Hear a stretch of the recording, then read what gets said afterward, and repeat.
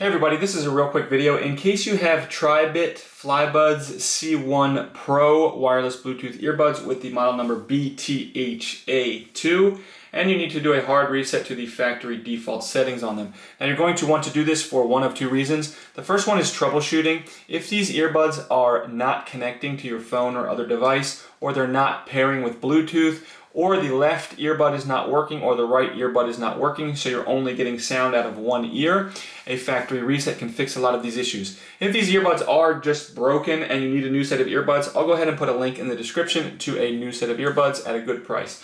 Anyways, the second reason you might want to do this is if for whatever reason you want to just delete all the pairing history off of them so that you can set these earbuds up as a brand new set of earbuds, we can go ahead and do that. It's super simple to do. We just need to put the earbuds in the case as shown here and then come in and press and hold the button on the case for 10 seconds. And while we're holding this button, we're just going to keep an eye on these indicator lights here. And when the indicator lights flash twice, that will confirm that the reset has been done successfully. We can release the button, take the earbuds out, and set them up like we're setting up a brand new set of earbuds.